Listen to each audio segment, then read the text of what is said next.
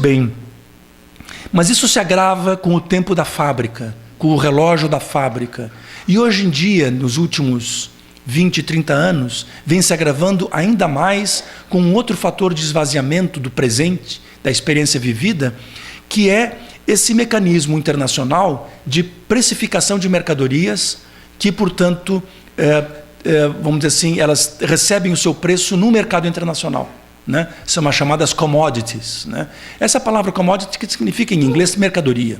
Mas nos últimos, sei lá, 20, 30 anos, ela vem sendo aplicada a mercadorias cujo preço é fixado no mercado, nas bolsas internacionais. E o detalhe é que essas bolsas internacionais, porque isso também é muito antigo, essas bolsas internacionais, a diferença em relação à bolsa do café da década de 20, do século 20, né, é que essas bolsas são associadas ao capital especulativo financeiro.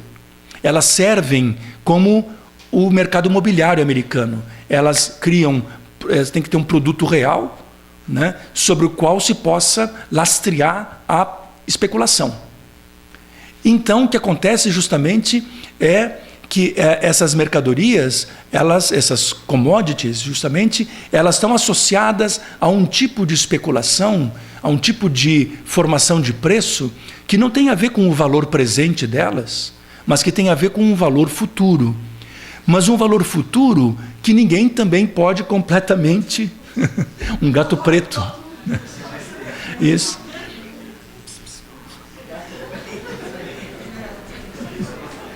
Me contaram uma vez que o Nicolau Savchenko estava dando uma aula lá na USP, e aí entrou um gato, que não sei se era preto. O Nicolau gostava muito de gato. Aí ele pegou e botou o gato no colo e deu a aula, o resto da aula com o gato no colo. E como o Nicolau tinha muito gato em casa, provavelmente o gato gostou do colo dele e sentiu o cheiro dos outros e ficou ali. Então, não vou tentar fazer a mesma coisa. Pois bem, não, vai esperar um pouquinho ainda. Pois bem,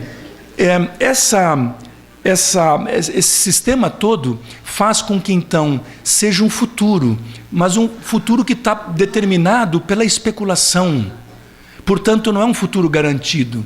Por exemplo, quando o preço do petróleo estava a $110 o barril, por que estava a $110? Qual era o custo, exatamente? Qual é o custo da produção do petróleo? É muito menor que isso.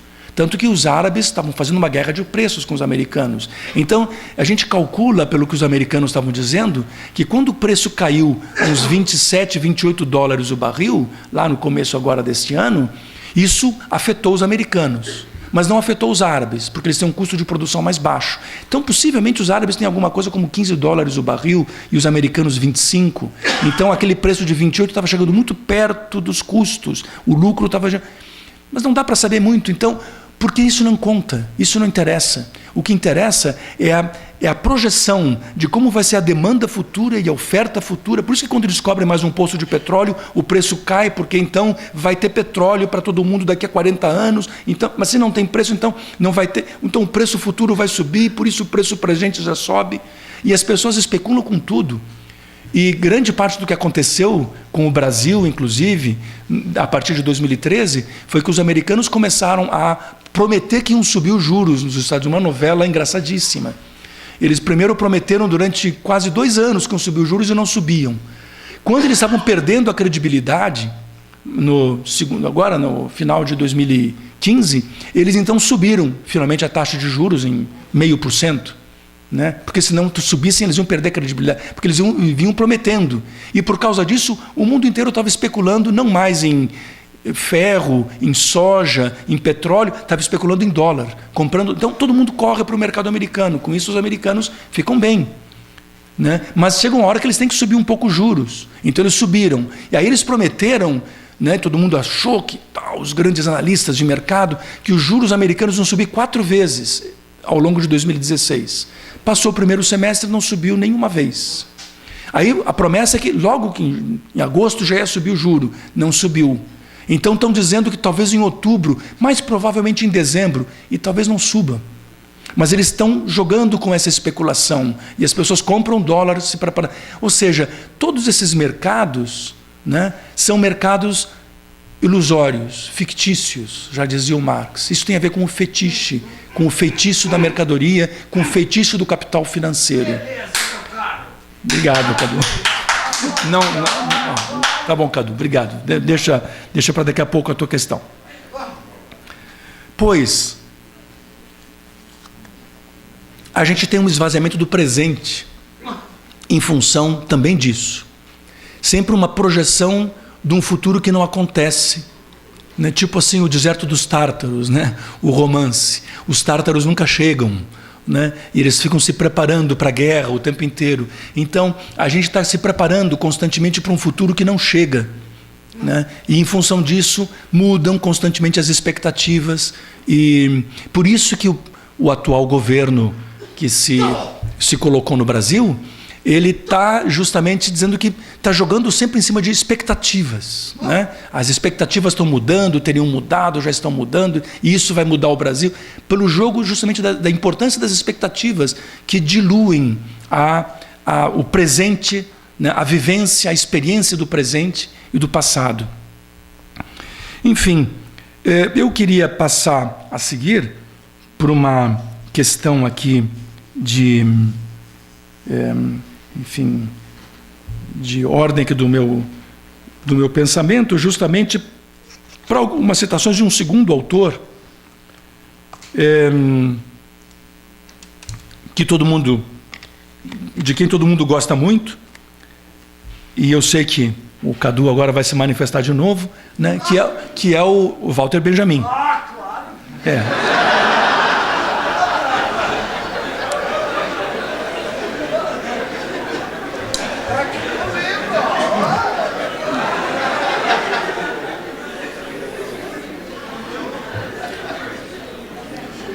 Pois, vocês sabem que o Benjamin, eu queria fazer umas pequenas citações aqui e uma pequena análise, e não simplesmente citar, mas uma pequena análise das teses sobre a história do Benjamin, né? Não vou falar de outros textos, mas desses textos aqui, que são super conhecidos nossos e que permitem muitas leituras. Eles justamente têm esse mérito de abrir para muitas leituras. E uma coisa muito importante queria destacar neles justamente essa ideia, que esses textos se concentram muito, em primeiro lugar, numa ideia de esvaziamento do tempo, né? Do tempo justamente que se apresenta como algo vazio, né? Essa ideia aqui da miséria da filosofia, do tempo da máquina, do esvaziamento do tempo, e que para todos esses autores alemães aqui do começo do século XX tinha a ver justamente como uma espécie de anti-Dilthey, né? Que tinha pensado sempre o conceito de vivência, né? Mas justamente o que eles pensam é a impossibilidade da vivência dentro de um esvaziamento de sentido, ou de um esvaziamento do sentido da experiência, né? Da novidade, né? que se tem. O Benjamin vai mais longe e ele coloca aqui uma crítica não só do progresso quantitativo, mas uma crítica a todo e qualquer progresso, lembrando do retrocesso, de que todo progresso vem junto com o retrocesso. É famosa o texto da tese, a tese 7, em que ele fala de que todo documento de cultura, nunca houve um documento de cultura que não tenha sido um documento de barbárie, quer dizer, sempre o progresso e o retrocesso juntos, né? A ideia do anjo da história, da tese 9, que, retomando aqui, ele diz, tem seu rosto voltado para o passado. Isso foi uma ideia do Schlegel, né? E depois diz, onde aparece diante de nós uma cadeia de acontecimentos, ele vê uma única catástrofe. Isso é uma ideia interessante, né? Quer dizer, não tem uma cadeia de acontecimentos, mas sim uma catástrofe única, que sem cessar amontoa escombro sobre escombro e os joga a seus pés, do anjo. De novo, aqui tinha a ideia na tese 7, dos documentos de cultura e dos documentos de barbárie, que era a ideia dos despojos do vencedor. O Benjamin foi o cara que lançou essa ideia de que o método da empatia Ele começa dizendo, falando das tese 7 do Fustel de Coulanges, justamente, né? Fustel de Coulanges recomenda ao historiador que quiser reviver uma época que remova da sua cabeça tudo o que sabe sobre o curso ulterior da história. Impossível caracterizar melhor o método com o qual o materialismo histórico rompeu. Esse método é o da empatia. A empatia com o vencedor beneficia sempre esses vencedores. Aí ele vem com a imagem do cortejo, vocês lembram? Todos os que agora venceram participam do cortejo triunfal, em que os dominadores de hoje marcham por cima dos que jazem por terra.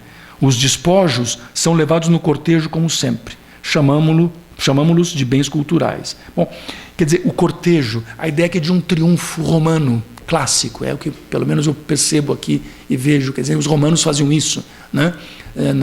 Eles entravam em Roma, né, por uma daquelas grandes estradas que entravam em Roma, e levando os despojos do vencido, levando os vencidos, os reis, para serem decapitados em Roma, levando os vencidos como escravos, né, e levando os bens culturais deles como despojos. E depois, quando ele fala do anjo, que essa catástrofe que amontou os escombros e joga aos pés, de novo é uma imagem do triunfo do vencedor, né, em que o vencido arroja depõe as armas aos pés do vencedor.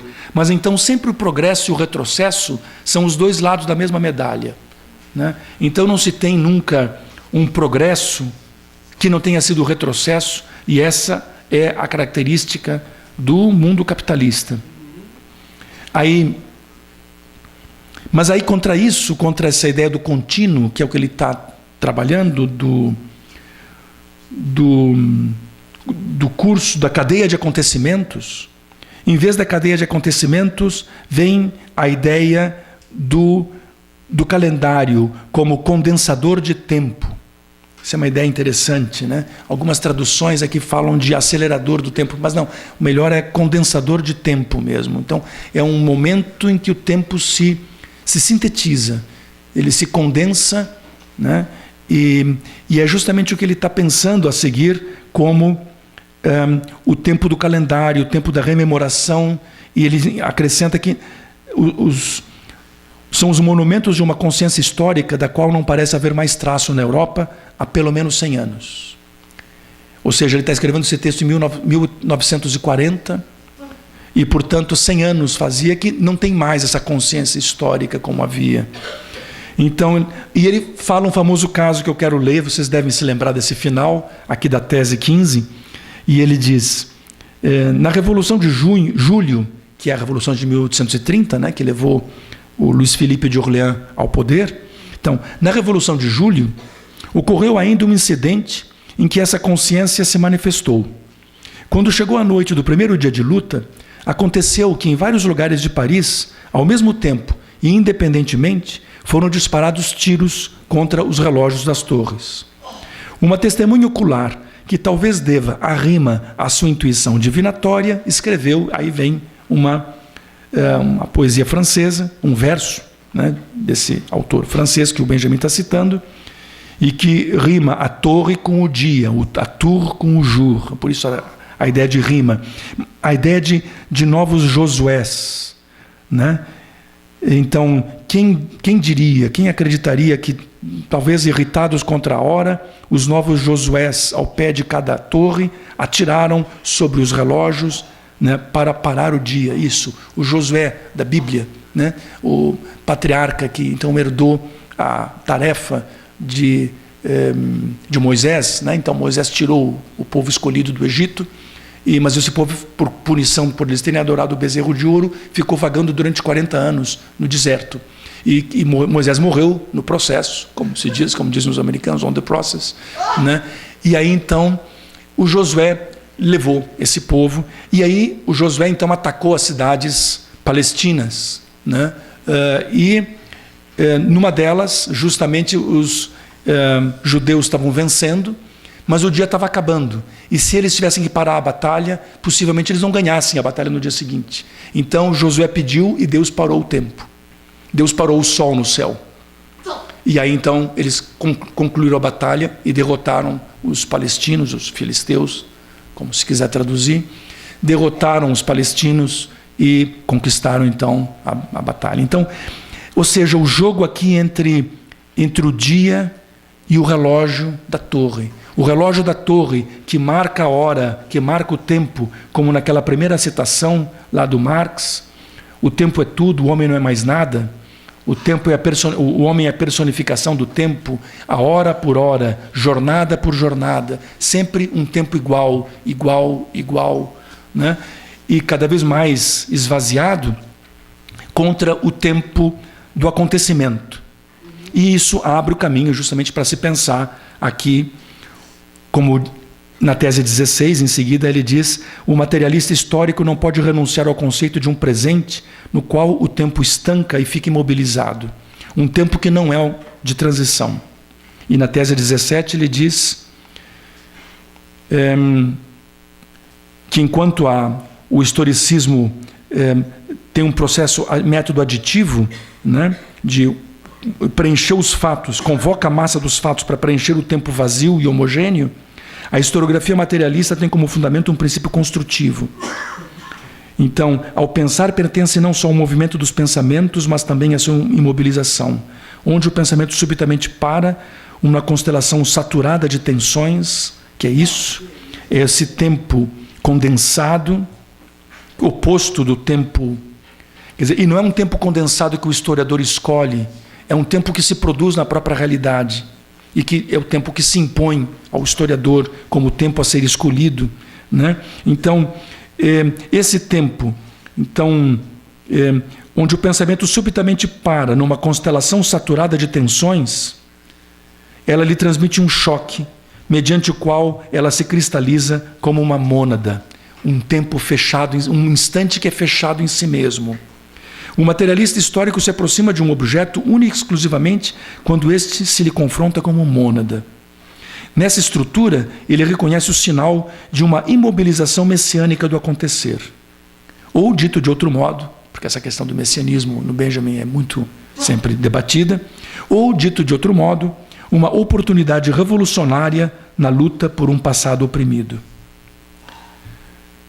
Então, enfim, o que a gente percebe é, por um lado, esse esvaziamento do tempo, essa sensação de declínio que a gente tem tido nos últimos anos, né, no mundo todo e no Brasil, de uns bons tempos para cá, né, e essa ideia de um contínuo para baixo, né, um contínuo negativo, um contínuo declinante, né, e essa é uma ideia também presente já entre os antigos. Os gregos pensavam mais ou menos nessa ideia do declínio nas concepções de tempo deles, né? Não é à toa que eles falavam que havia uma sucessão, né, das três grandes eras do mundo. A primeira era a era dos deuses na Terra, era a Idade de Ouro. Na Idade de Ouro, né, os deuses andavam na Terra. Aí em seguida vem a Idade do Bronze. A Idade do Bronze é quando os deuses se retiram, mas ficam os heróis, ou seja, os semideuses, os filhos dos deuses com os mortais ou as mortais. E por fim, os próprios semideuses também se retiram e fica então a Idade do Ferro, a idade atual, a Idade dos mortais, né? Quer dizer, tem uma decadência marcada pela retirada da divindade do mundo e ao mesmo tempo pela degradação do próprio valor dos metais, né? O ouro, o bronze e o ferro. Então, essa sensação é um pouco a sensação que nós temos, né? Contra isso, o único remédio é apelar contra esse tempo presente, esse tempo do agora, esse Jetztzeit, né? Como é a expressão que o Benjamin usa aqui, esse tempo do agora, esse condensador, esses momentos que rompem justamente com esse declínio, esse tempo esvaziado. Bom, enfim, era mais ou menos isso que eu queria propor aqui para a gente pensar, e eu estou curioso agora de saber as questões. Tá bom. O primeiro, mas não o último.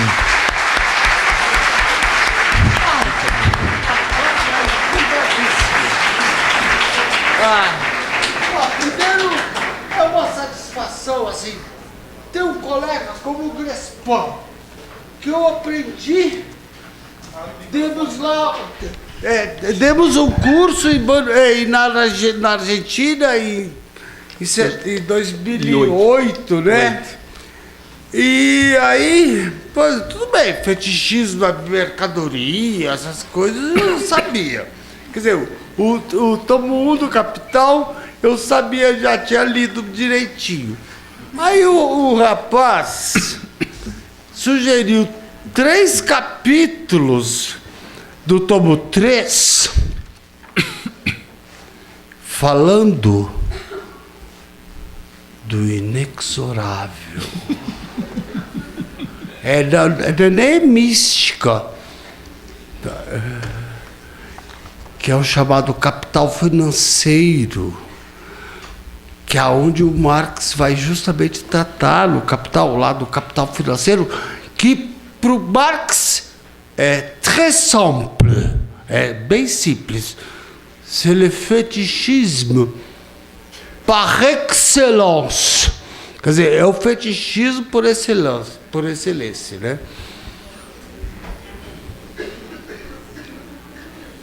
Pois é, como é que é a nossa taxa de juro hoje, de capital, de crédito? Não, eu penso assim, é um absurdo. Eu penso assim, eu não tinha nem ideia disso, né? Quer dizer, e o que a gente paga de taxa de juro, não é?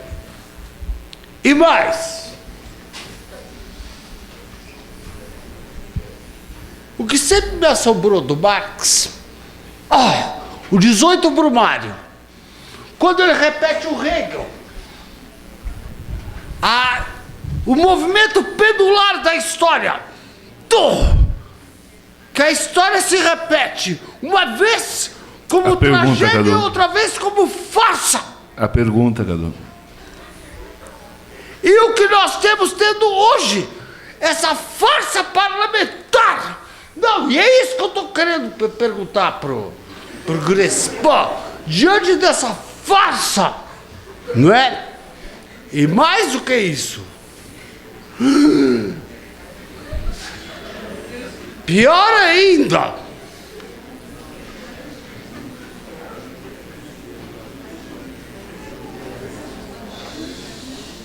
que é o capital financeiro. Isso não é brincadeira, não. Capitalismo não é brincadeira. E o que está nos acontecendo é um assombro. E eu protesto contra essa canalha de PSDB e PMDB.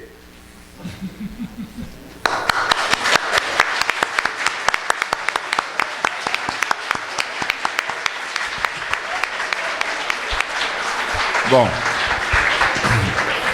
como o Cadu estava inscrito para ser o primeiro a falar, eu me torno o segundo e abro o microfone às perguntas. Claro, sim, ele vai responder, lógico. Claro. Eu queria perguntar ao Grespan 2 coisas. Uma das vantagens de... eu tenho uma frase que eu gosto muito que diz o seguinte, que todos nós somos ignorantes, só que em coisas diferentes. Não é? E uma das vantagens de ser leigo em economia é que eu posso fazer perguntas meio bobas. Nenhuma não é? vai ser. E me defendendo pelo fato justamente de ser leigo. E a pergunta meio boba que eu te faço é a seguinte: eu li recentemente na Folha de São Paulo um artigo de um economista da Fundação Getúlio Vargas, em que ele fez uma coisa que eu assim achei que foi quase um efeito de mágica. De certo modo, usando os números, ele mostrava que o período do governo FHC tinha sido de maior crescimento do que o período de governo Lula, por exemplo. Não é? E eu queria que você falasse um pouco justamente dessa possibilidade de torturar os números e obter, por exemplo, 2 percepções tão distintas. Eu que vivi os 2 períodos, tenho uma percepção distinta dessa questão. Então, o que é teoria econômica, matemática e realidade vivencial, que é essa questão que eu estou te colocando. A segunda questão, na verdade, diz respeito ao seguinte: todos nós temos orientações teóricas, temos, né, distintas questões que nos inquietam, algumas são respondidas por essa teoria, outras por aquelas, e o que é bom, porque na verdade mostra que nós sempre estamos mais no campo da doxa do que do dogma, não é? Ou seja, não existe verdade, quem quer verdade vai para a Igreja Universal do Reino de Deus, que existem revelações, né? E você tem questões e opiniões. E nesse aspecto eu queria que você dissesse o seguinte: o marxismo foi a grande força intelectual da academia e da academia brasileira, mais ou menos até a década de 70, no final da década de 80, ele sofre um decréscimo de prestígio e desgaste. Né? E a partir de hoje, por exemplo, com uma crise econômica que se estende, uma crise política que se alastra e se generaliza em vários países do mundo, né? Como é que você vê essa perspectiva de luta dentro de uma mesma perspectiva teórica entre vulgarização e refinamento do pensamento marxista, entendeu? As duas questões que eu gostaria de colocar são essas. E eu abro as pessoas que tiverem interesse em se manifestar, por gentileza, fazerem mais uma questão ao Grespin. Geralmente as pessoas são tão atentas, mas tão tímidas, né? Sim, eu estou dando essa oportunidade. Vem aí, temos uma pergunta aqui. A gente pode... Sim. A gente faz 3 perguntas ou 4 perguntas, ele responde depois. Isso aí. Olá, professor. Queria fazer uma pergunta relacionada, muito parecida com a ignorância, eu sinto a mesma, né, sobre questões de economia, tanto que estou aqui há 5 anos e sinto muita carência de um curso relacionado à economia. E queria entender melhor, acho que muita gente deve ter sentido isso também, entender melhor como se dá o movimento de capital financeiro na nossa sociedade hoje em dia, nesse século XXI mesmo, assim, que é alguma coisa tão nebulosa, tão difícil de se compreender no mecanismo de reprodução e produção de capital, que a gente, mesmo tentando analisar, é algo que parece que está além do que os olhos podem ver. Né? Então, eu, às vezes, me sinto muito iludido, assim, de não conseguir enxergar algo que eu forço a visão, mas não consigo chegar lá. E também queria meio que complementar a pergunta feita pelo professor também, sobre essa questão do marxismo do século XXI, até como ele se relaciona com essa questão do capital financeiro, que eu também sinto uma carência muito grande de querer buscar uma literatura materialista sobre o capital financeiro esse atual, de uma visão contemporânea, e não consigo encontrar alguém que possa me apresentá-la, né? Eu queria ver se o senhor poderia me apresentar alguma coisa que eu possa ler sobre e uma reflexão em cima disso também. Só te pedir um favor, por gentileza. O Carlos Eduardo Jordão Machado, professor do departamento. Eu sou o Wilton Silva, vice-presidente da AMPU e professor do departamento de História também. E o seu nome, por gentileza? Luca. Ok, Luca, muito obrigado. Então, por favor. Então, por favor, Grespin, fique à vontade. Vamos fazer essas núcleos de 3 e vou tentar responder assim. Não vou responder, eu vou fazer algumas indicações aqui do que eu penso, né? E em relação a essa questão que o Cadu colocou, lá ele lembrou do 18 de Brumário, né? A história se repete a primeira vez como tragédia, a segunda como farsa. Aquela tirada engraçada do Marx, né? Que o Hegel diz que a história se repete. Era uma brincadeira do próprio Hegel, porque ele não acreditava também nisso. E aí o Marx vai acrescenta uma brincadeira, faz a sua própria, né? A primeira vez como tragédia e a segunda como farsa. Aí o Cadu falou da farsa parlamentar. Pois é, essa é a tragédia. Antigamente, pelo menos, a farsa e a tragédia se separavam no tempo, pois agora justamente agora o problema justamente é que a farsa é a tragédia, né? Então temos aqui os gêneros misturados no tempo, né? E isso aí é realmente terrível.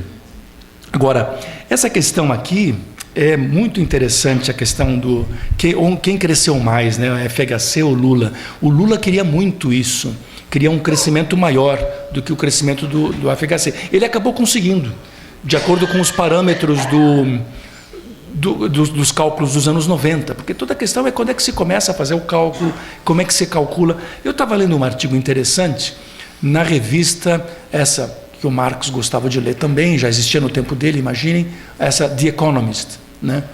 Revista inglesa, que representa o pensamento, mas um pensamento inteligente, do setor bancário, né, dos banqueiros de Londres, né? E aí umas coisas interessantes. E tinha um artigo muito interessante falando sobre as medidas do PIB.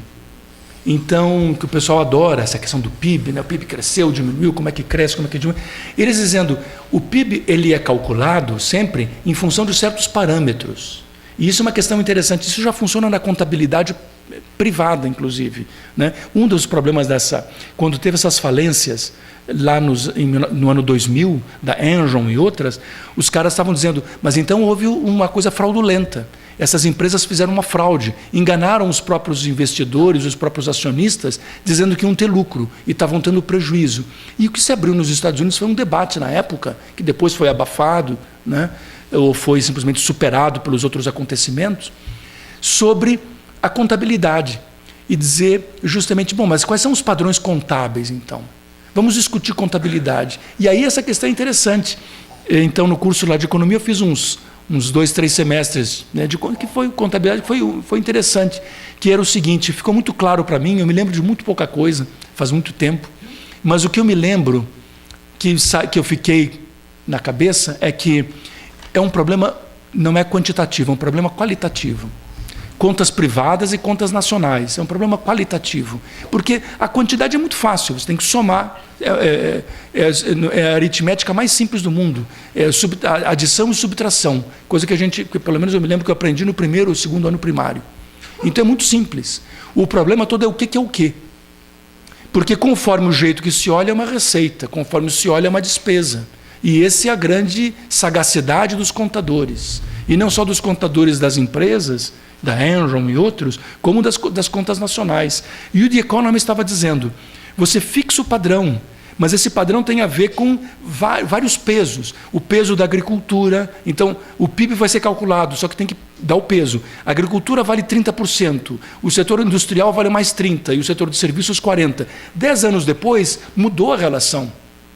E tem que se repensar os pesos, tem que se restabelecer os pesos. Então eles foram fazer cálculos com os padrões atuais e obtiveram dados completamente diferentes para o passado.